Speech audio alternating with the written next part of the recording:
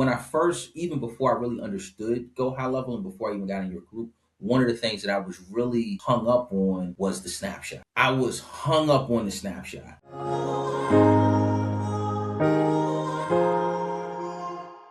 I think a lot of people think that when they sign up for HighLevel, they have to just become an agency owner. And that's actually not even the first step. The first step is to get your own system and your own process built, and then it's about duplication. But I love so much, Charles, that you immediately came in. You're like, I need to automate my business, period. And that's what you focus on. And you're so good about not getting distracted and all the shiny ball syndrome that everybody gets. I'm laughing because it, there's so many different things that I see as far as developments that are coming out that I am really excited about, and I put it in a parking lot.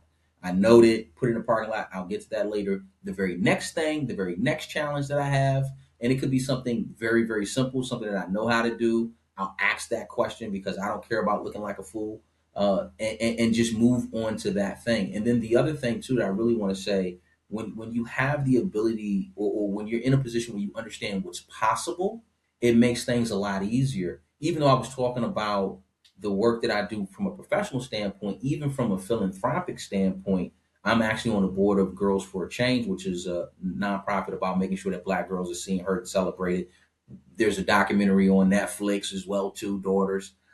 And so even with that process, and when I'm doing things for them, I'm able to very quickly create collateral, online collateral, to help with that particular message. So, it's something that's really important. Or when I turned around and I wrote a book, Lies, Loopholes, and Life Insurance, I was very quickly able to then create the collateral, the website, etc., to be able to then position those types of products and services for the benefit of my clients. Same thing. One of the funny things too, like we're actually talking very deeply right now in your group about communities and the 4 hour work week and those types of things. And really, one of the key things that I love about my community is I'm hiring W-2 at the moment. So it's really a great place to house certain information from an onboarding perspective.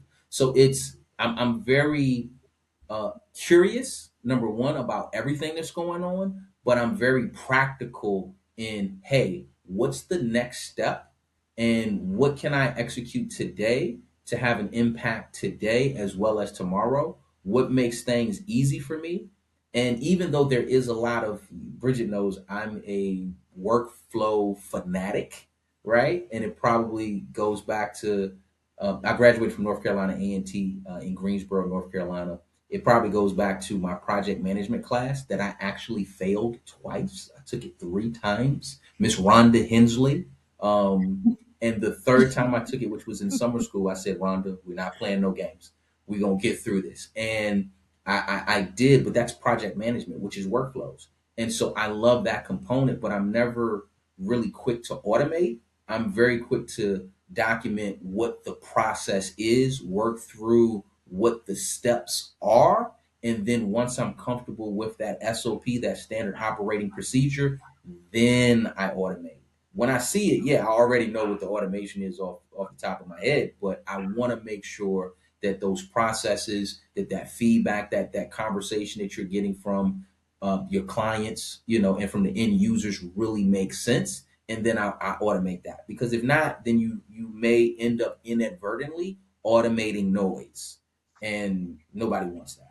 So that's not good for you. It's not good for the business. That's so smart what you said, Charles, because I think a lot of people really, their first goal is to automate everything Yeah. before they've even done things the manual way. And you So, end up automating chaos. yes, Exactly.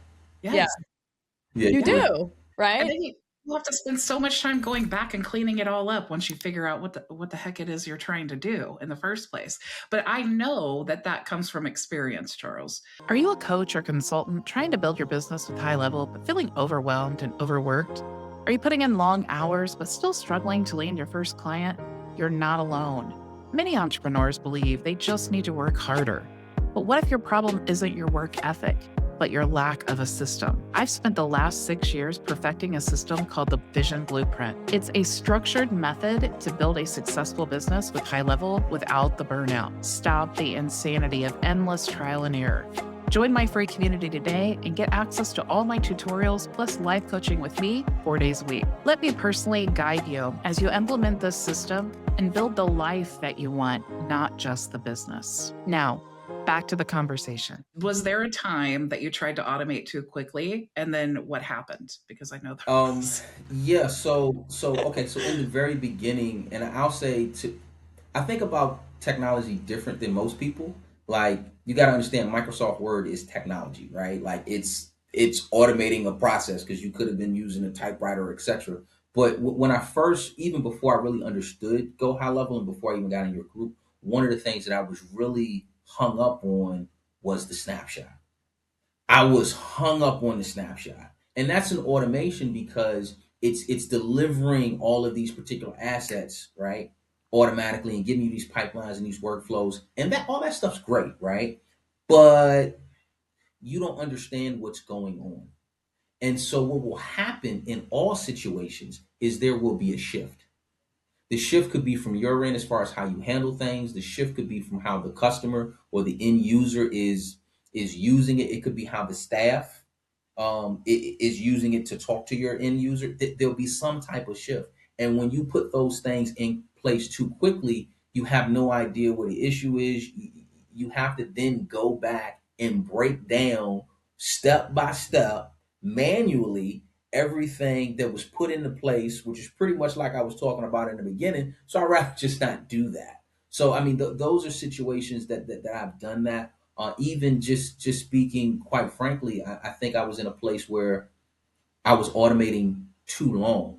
And what I mean by that is when we were buying leads from lead vendors, that process, yeah, they get you the leads automatically, right? And it, the pricing just was not the return on investment, the ROAS, if you will, it was not there. The return on ad spend, it wasn't there, and it was diminishing. And I was in the grind of next appointment, next appointment, next appointment, so much so that I wasn't paying attention to the number one thing in business, which is your numbers. But before anything else, this is a math problem, and you have to understand the math of the situation. If you do not, unfortunately, you will fail. If you enjoyed this conversation, make sure to subscribe so you never miss an episode and join the Leverage and Lead private community for live coaching 4 days a week at leverageandlead.com. We'll see you inside.